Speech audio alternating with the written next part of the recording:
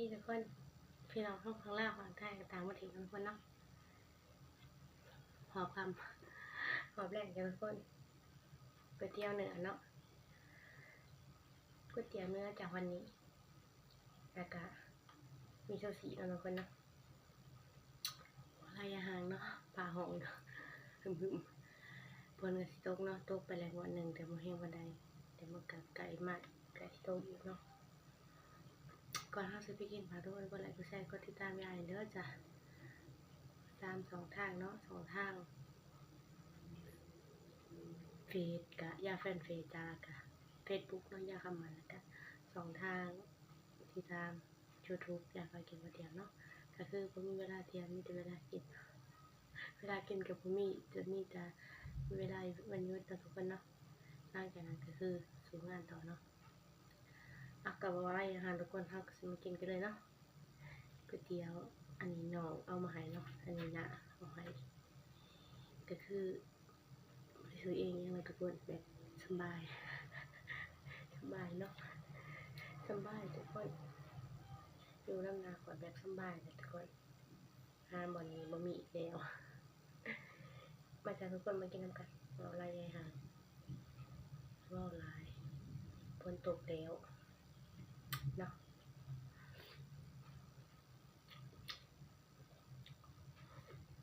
ก๋วยเตี๋ยวเนื้อตีนไก่เย็นๆจ้ะ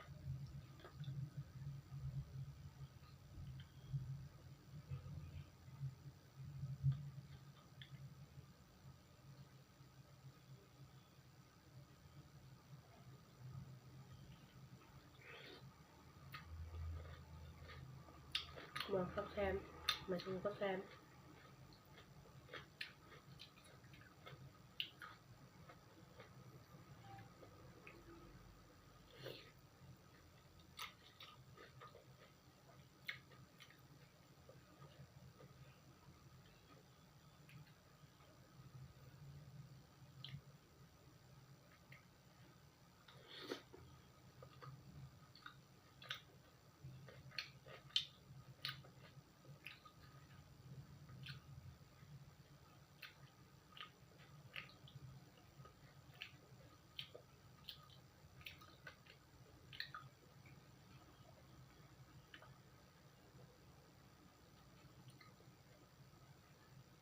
เนื้อเบียร์ทุกคนยังดีอยู่เลยขอโทษขออภัยด้วยทุกคนเพราะว่าเนื่องจากว่าเนาะขอบอกกินดิบมันนะรู้สึกว่ามันอย่างเดียวนั่นหนึ่งก็คือขอบอกกินนะต้องขอโทษขออภัยมันได้เลยทุกคนเด้อ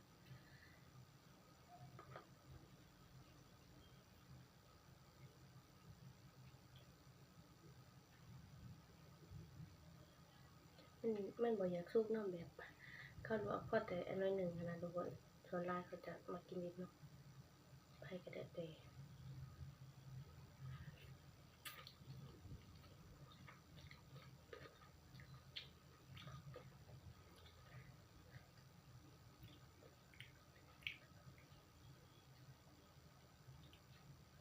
ใส่นี่จะสุกบ่สุกกับทุกคนเลย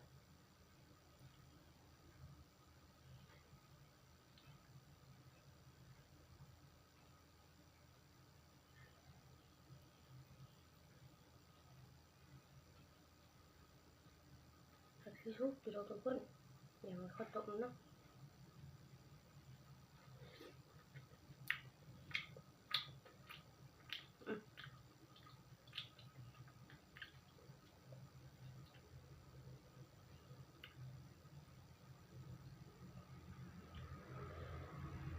ก็คือกันมาทุกคนนะ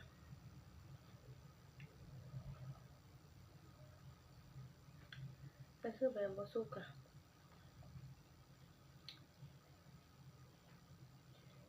จะสุกก็น่าจะมีอยู่อันเดียวแล้วทุกคนเนาะเนาะ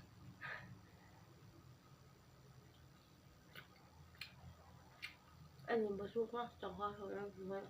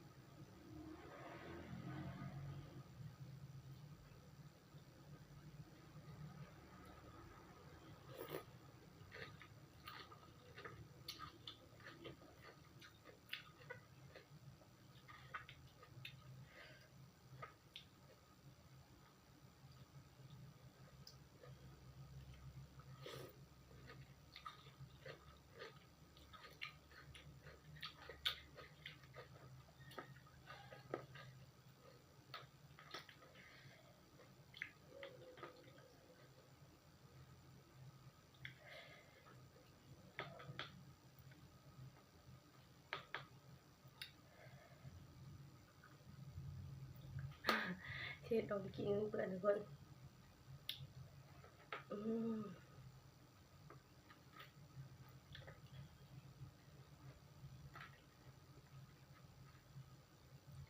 ครั้งแรกในชีวิตข้อยเลยทุกคนเขาสวยเนาะ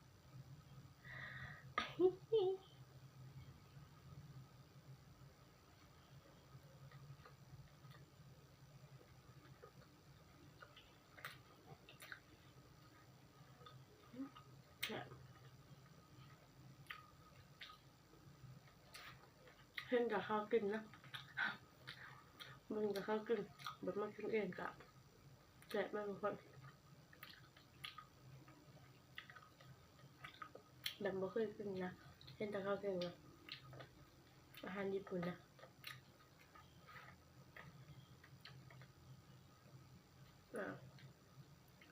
เห็นมันใช่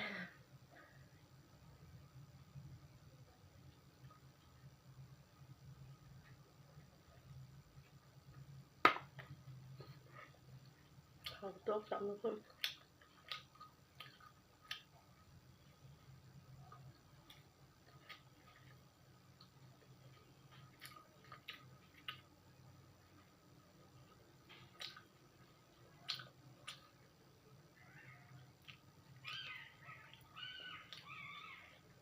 เขาจะใจเขาเนาะ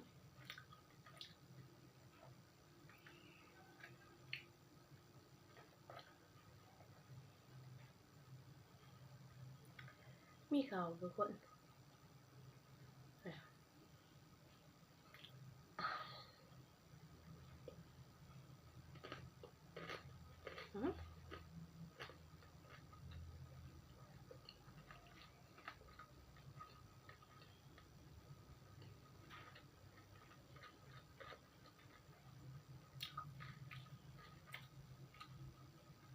ยังไม่ท้องขาวก็คือว่า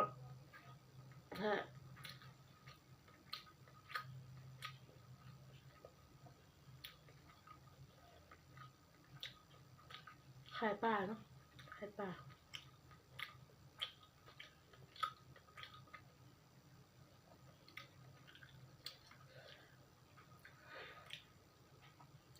ก็ใส่ทุกอันนะทุกคนเลยทุกอันละเต็มกว่าเนาะ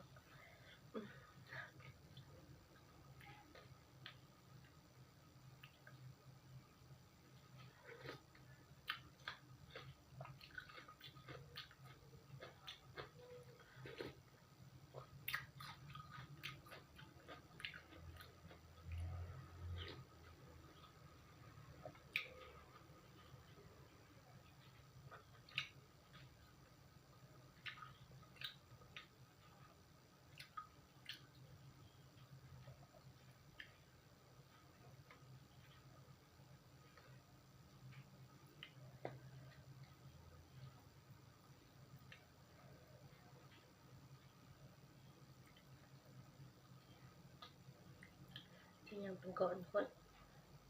แม้ว่ามันเฮิงเนาะแต่เว้นก็เป็นกับเว้นกับเว้นเดิมแต่4 โมง 5 โมงแต่5 โมงแล้วก็สิซื้อมาแต่เว้นนะมันกลับเลยไปก่อน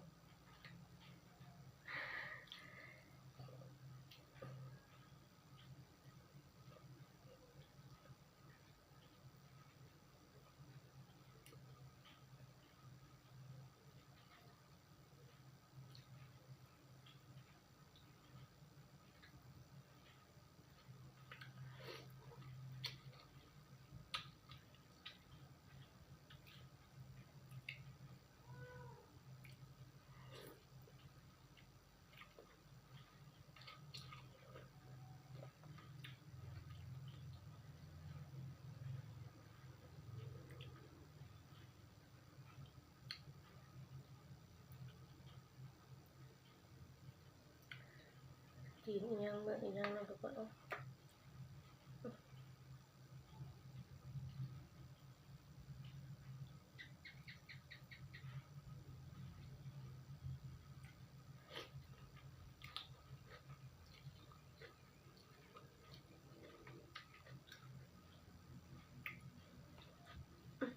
อนุญาตเอาออก ยังเป็นยังบ่จัก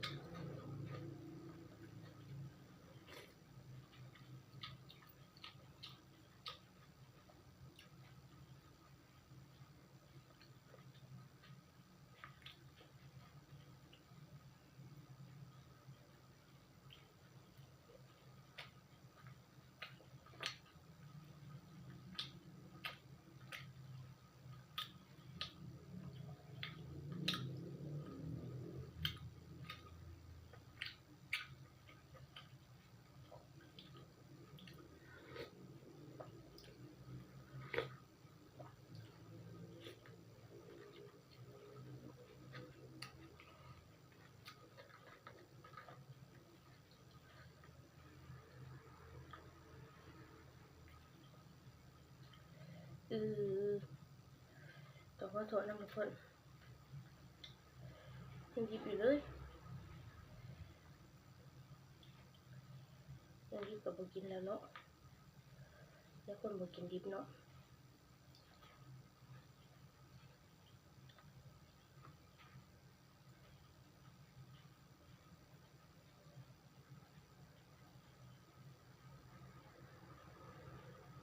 ขอโทษนำทุกคนเด้อขอโทษอีกครั้งนึงก็มันแบบความมาแบบคือเขาลวกแล้วนะเนาะมันบ่ทันได้สุกปานใดก็คือก็ค่อยบ่กินนะทุกคนเพราะว่ามันเป็นแล้วๆบ่กินดิบจะได้เนาะต้องขอโทษขออภัยนำทุกคนบ่กินดิบมื้อใดกินหยังก็ต้องมีสุกๆก่อนทุกคนจึงกินเนาะ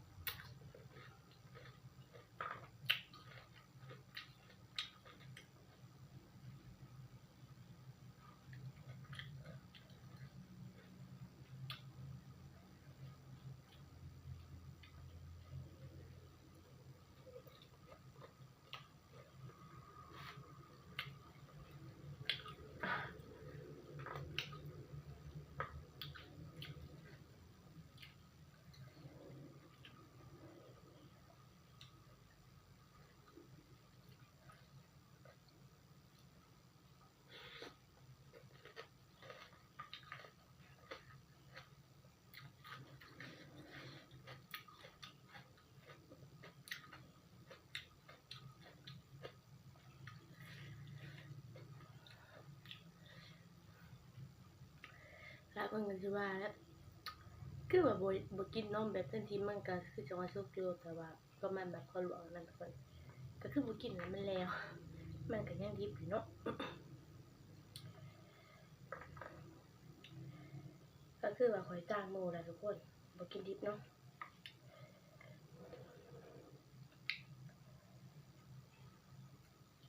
มันแบบยังไงทุกคนมันแบบว่ามันแข็งคอนะแข็งคอมาก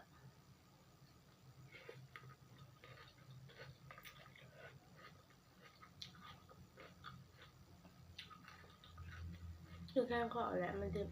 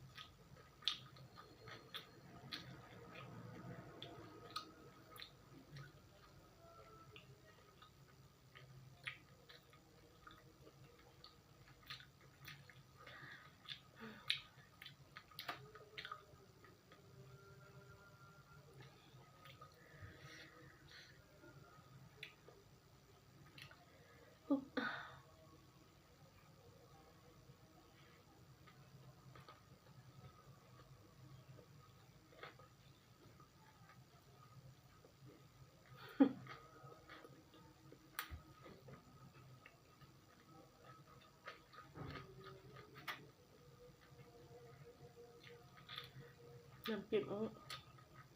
ต้องเข้าแบบคือกันคือแบบนึงจะสมๆอันนึงจะสมเข้มนะถ้ากินเข้าไปออกเข้ม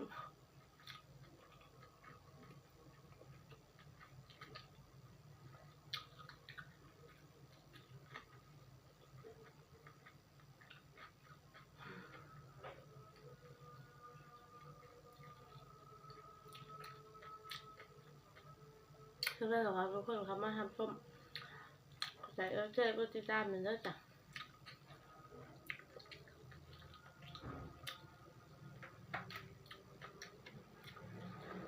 YouTube มือใหม่เนาะทุกคน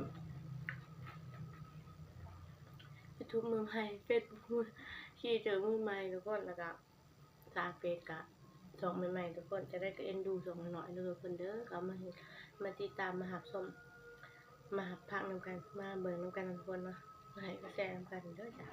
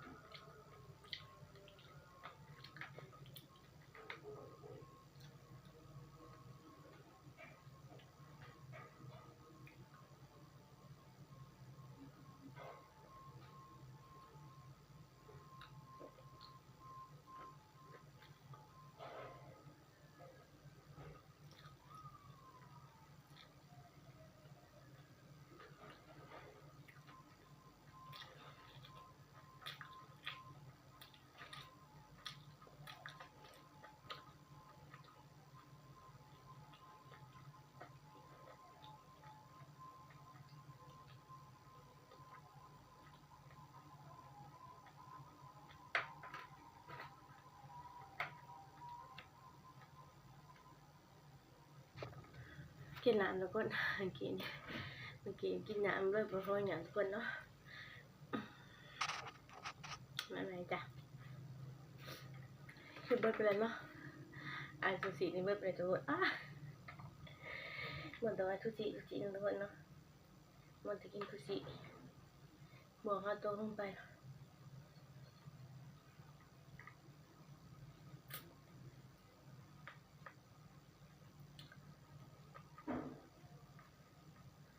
มือเราทุกคนมันไปมืออย่างเดียวทั้งเนาะ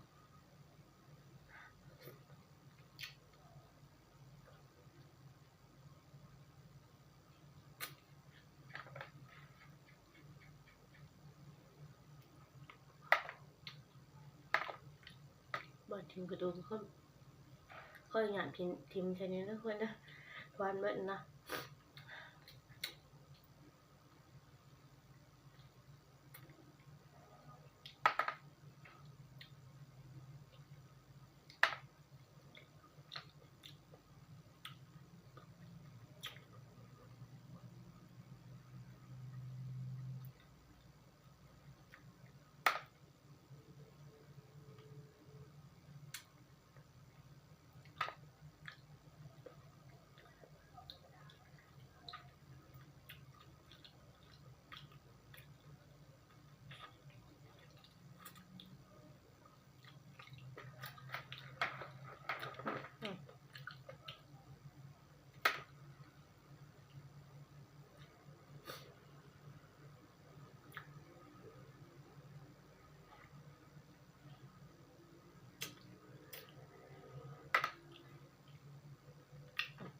ข้าวต้มเปื่อยครับ